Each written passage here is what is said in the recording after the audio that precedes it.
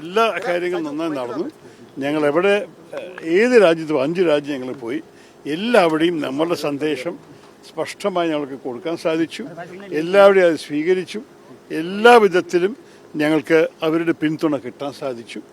ഒരു രാജ്യത്തിൽ കൊളംബിയയിൽ അവർ നേരത്തെ അറിയാതെയാണ് ഞാൻ പറയട്ടെ, പാകിസ്ഥാനിൽ ഒരു പിന്തുണ ഇറക്കിയിട്ടുണ്ടായിരുന്നു. ബാക്കി എല്ലാവരുടെയും നമ്മളുടെ ആർഗ്യുമെൻറ്റ് കേൾക്കാനും അതിന് 100% അവർ സ്വീകരിക്കാനും പിന്തുണ തരാനും എല്ലാ മീറ്റിങ്ങിലും ഉണ്ടായി. അപ്പോൾ ഞങ്ങൾ പോയത് സർക്കാരിൻ്റെ പ്രധാനപ്പെട്ട ഒഫീഷ്യൽസ്, ഞങ്ങൾ 2-3 പ്രസിഡന്റ്മാരെ കണ്ടു, 2-3 വൈസ് പ്രസിഡന്റ്മാരെ കണ്ടു, പ്രൈം മിനിസ്റ്ററിനെ കണ്ടു, പല ഓഫ്കോഴ്സ് എല്ലാവരുടെയും ഫോറിൻ മിനിസ്റ്റർമാരും ആക്റ്റീവ് ഫോറിൻ മിനിസ്റ്റർമാരെ കണ്ടു. അത് കഴിഞ്ഞിട്ട് ജനപ്രതിനിധികൾ, പാർലമെൻറ്റേറിയൻസ്, ഇവിടുത്തെ ഫോറിൻ അഫയേഴ്സ് കമ്മിറ്റി പോലെ ബാക്കി എല്ലാ രാജ്യത്തും ഫോറിൻ അഫയേഴ്സ് കമ്മിറ്റി ഉണ്ട്. 2-3 രാജ്യത്തിൽ നാഷണൽ അസംബ്ലിയുടെ അധ്യക്ഷൻ, നമ്മുടെ സ്പീക്കർ പോലെ അവരെ കാണാൻ സാധിച്ചു.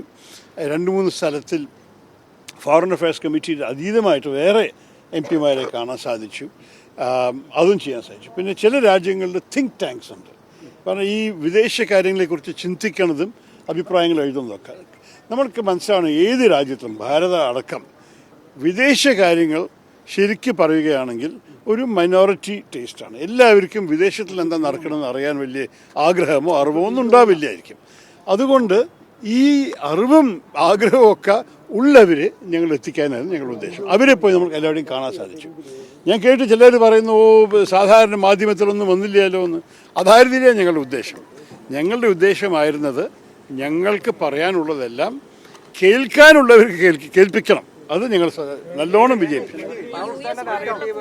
പാകിസ്ഥാന്റെ ഒരു നറേറ്റീവ് ഉണ്ടായിരുന്നു, അതിനെ വേദിക്കാൻ നമ്മുടെ ഈ സർവകക്ഷി സംഘങ്ങളുടെ ഈ യാത്രയ്ക്ക് കഴിഞ്ഞുവെന്ന് വിശ്വസിക്കുന്നുണ്ടോ? ആസ് എ ഡിപ്ലോമറ്റ് എന്തായാലും ഞാൻ കണ്ടിരിക്കുന്നത് അവരുടെ നാരറ്റീവിന് ഒരു സാധ്യതയും ഇല്ല.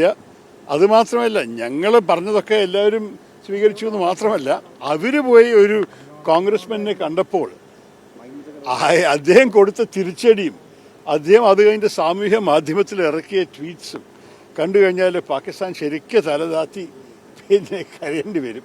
അവരുടെ എതിരാണ് എല്ലാം പറഞ്ഞിരിക്കുന്നത്. നിങ്ങൾ എന്തുകൊണ്ടാണ് ഈ ഭീകരവാദികളെ നിങ്ങൾ ഒളിക്കണത്? എന്തുകൊണ്ടാണ് ജയ്ഷെ മുഹമ്മദിൻ്റെ ആൾക്കാർ ഇപ്പോൾ കൂടി നിങ്ങളുടെ നാട്ടിൽ ഓടി നടക്കുന്നത്? എന്തുകൊണ്ടാണ് ലഷ്കർ-ഇ-തോയ്ബ അവർ ജോലി ചെയ്യുന്നത്? ഓരോന്നായിട്ട് ചോദിക്കാനുള്ളത്. ഇതാണ് പാകിസ്ഥാൻ്റെ ഒരു ഭയങ്കര വീക്ക് കേസാണല്ലോ. അവരെ പറഞ്ഞ് നടക്കുന്നത് അയ്യോ ഞങ്ങളൊന്നും ചെയ്തില്ല, ഇന്ത്യക്കാർ അനാവശ്യമായിട്ട് ഞങ്ങളെ അറ്റാക്ക് ചെയ്തു എന്നായിരുന്നു.